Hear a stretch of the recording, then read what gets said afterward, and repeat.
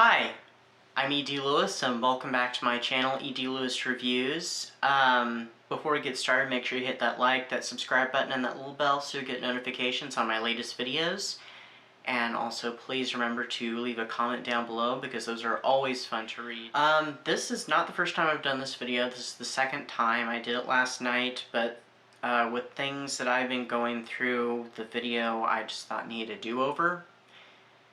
And I didn't even look at it at all. I didn't even touch it after I was done recording it, and I just went on and with other stuff I had to do, and I was thinking about it. I'm like, I'm deleting that video. I'm not deleting the thumbnail that I created for it though, but I'm definitely deleting the video. So this is the new version, and yeah, so we will, there's a little bit of stuff. So I do have a giveaway that's going on because I reached 200 subscribers, and as a big thank you to everyone's support, please make sure you catch that video. And if you wish to enter my giveaway, unfortunately it can only be for US and Canada only. I can't afford to ship things overseas, but all the details are in that video, and I'll link that down below in the description.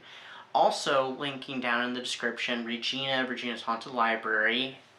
Today, the day that I'm re-recording this video, she actually has unveiled the cover for the upcoming HorrorTube anthology, Lurking in the Dark, which features many of your favorite HorrorTubers and also includes yours truly in it. So do check that out.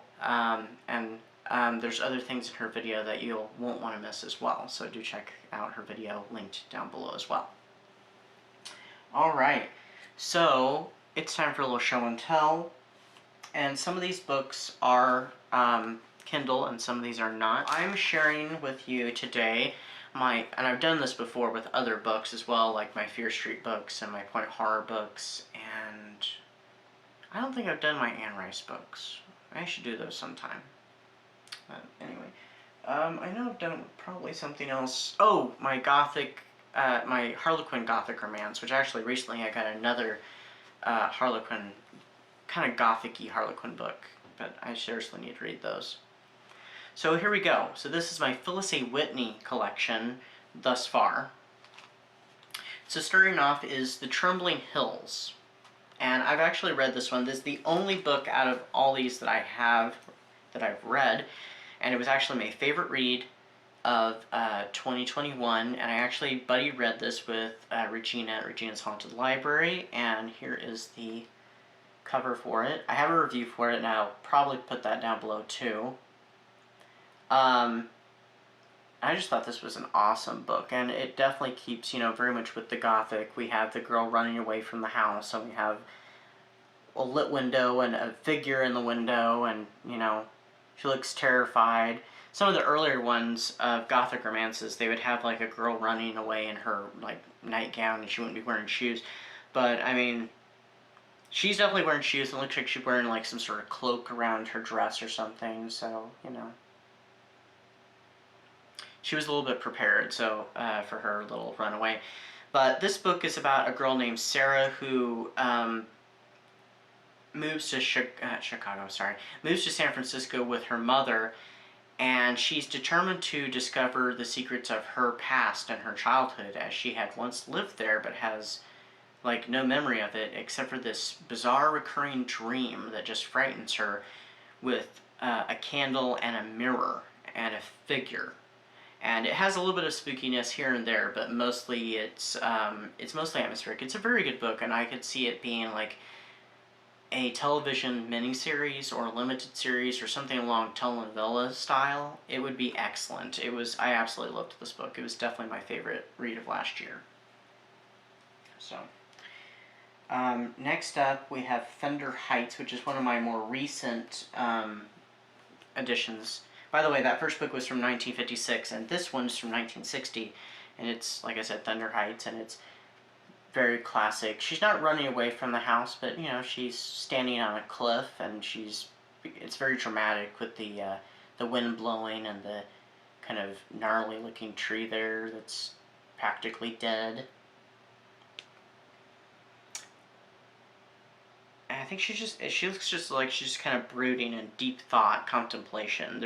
She's not running from the house. There's no figure, no light on, but it's still got that Gothic quality. I'll just read the little blurb, blurb at the top of the back cover. It says, Camilla was young, spirited, beautiful, just like her mother, Althea. Was the girl destined to share the same strange fate? So, it probably seems to have... I've noticed a lot of things with Phyllis A. Whitney's books. They seem to have kind of this ongoing theme of, like, girls and, like, mysterious pasts or, you know, kind of questionable pasts, and they have to kind of either reconcile it or face it or discover it. And, I don't know, this one might be somewhere along the same lines, but I've heard of this one before. I think it was referenced even on this edition. Yeah, Phyllis A. Whitney, author of Thunder Heights. That's where I've heard of it from, was from this edition of The Trembling Hills. Which Trembling Hills, by the way, is a historical novel, too. It takes place in San Francisco during the Great Earthquake, I think in 1906, if I'm correct. So next up is Window on the Square. And we kind of get the girl kind of at least, you know, maybe walking away from the house, and there's the window with the light and kind of a little bit of a figure. You can't really see the figure so much, I don't think. Not in the video anyway, I'm sorry. I read the back of this one the best I could. They have a sticker placed in the back. It's annoying. But it's about a girl who, I'm thinking she must, like, come to be, like, a governess or something, and this boy, what is his name? Jeremy Reed may or may not be a cold-blooded killer, and so she's kind of, you know, trying to discover the truth about that. So we have kind of a departure from the whole, you know, girl trying to discover her past or reconcile or face it. So she's, you know, trying to discover about this boy, and it sounds like it's more intense, because the addition of a child. That was from 1962. Then we have Silver Hill, which I have in paperback as well. It's from the late 60s. I think this edition's from like 68, but the book came out in 67. And she doesn't look like she's really running, but she's just kind of like maybe walking away and just kind of being a little leery. Silver Hill by Phyllis A. Whitney.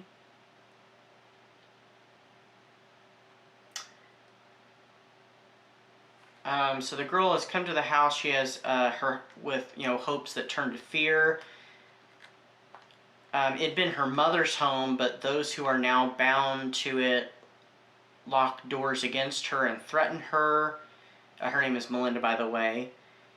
She chooses not to run, so she stays at the house, for she has come to find the truth that might set her free from a frightening past. So we have that return kind of motif there.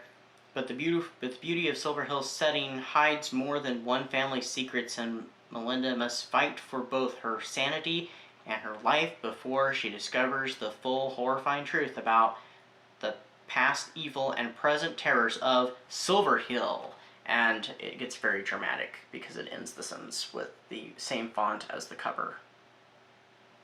So, all of her books, I think, sound excellent. It's just I haven't read many of them. And then I have the second to last paperback that I have. We're going to take a little break from the paperbacks.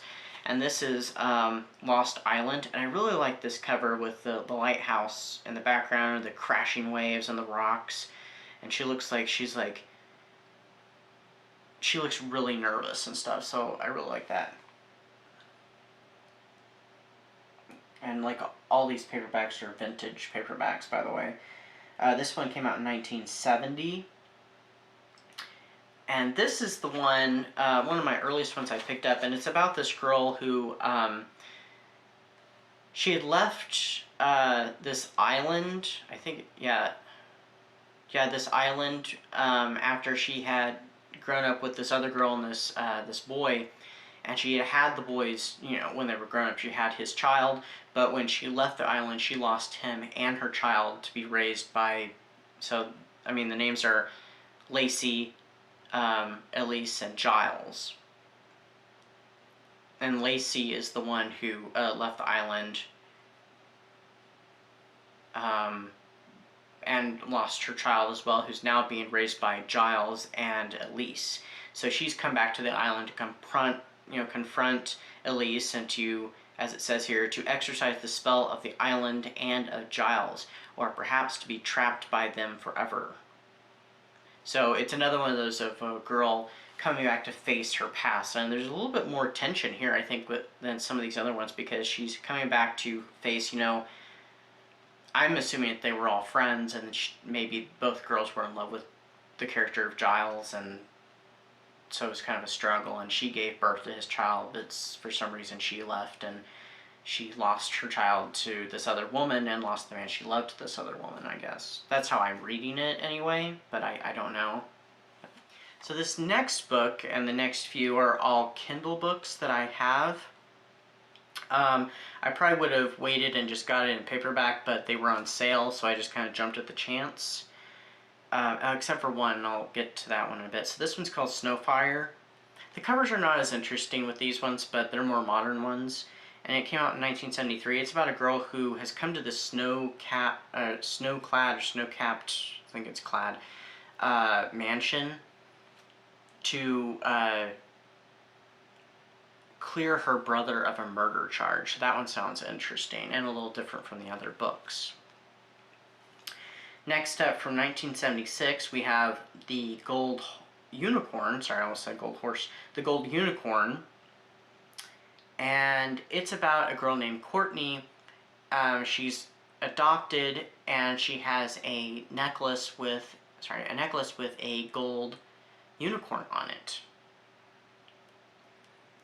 And this gold unicorn, I guess, is connected to not only her past, but also connected to the murderer of her mother. And so I guess it's going to somehow bring her face to face with that murderer. So that sounds definitely very interesting. Then from 1987, one of her later works, is Silver Sword. Now, I did have this one in paperback after I bought the Kindle, but I didn't realize it. It was a book sale I went to last year.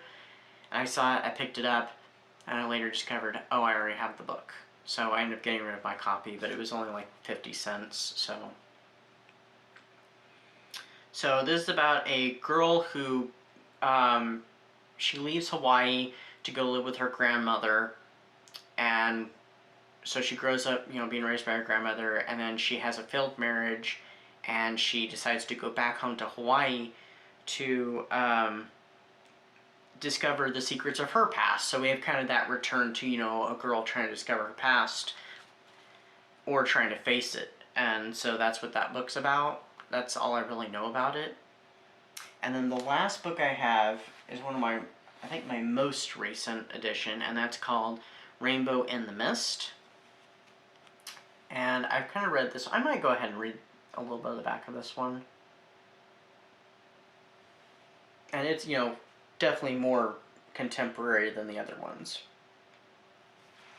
So, unlike her mother, a famous psychic, Christy Lauren fears her unwanted legacy and the horrifying visions that always appear too late. Despite desperate for peace and safety, she flees to the Blue Ridge Mountains and the reassuring presence of her Aunt Nona. Or Nona, I'm not sure. But a mystery even more threatening awaits her, a puzzle surrounding a writer's death and the disappearance of her enigmatic cousin Deirdre. Visions of something evil and violent envelop her, pulling her unwillingly into the ominous web that surrounds Deirdre's disappearance and the secrets locked in the heart of Deirdre's tormented husband, a man whom Christy is passionately drawn. Here in this peaceful place, something wicked hides. Here, Christy knows the blood-chilling dream that has haunted her will come to terrifying life, for someone will do anything to stop her from discovering the dark secret hidden in the mist, or the love that, like a rainbow, awaits. So, this one definitely sounds very intriguing, especially with the whole psychic aspect and the disappearance of the cousin. So, anyway, that is my collection. That's 9 books, and for some reason I keep thinking that I have this Quicksilver Pool, but I do not have it. So I don't know why I keep thinking that, but anyway. that is my little show and tell. I hope you enjoyed it, and I'd really like to read some of these soonish. I was really hoping this year I'd get to another Phyllis A. Whitney, but it just hasn't happened, so we'll see how it goes. Anyway, I hope everybody's enjoying their September, and I hope you're enjoying what you're reading, and stay safe, stay spooky, and I'll catch you next time with another review. See you soon. Bye-bye.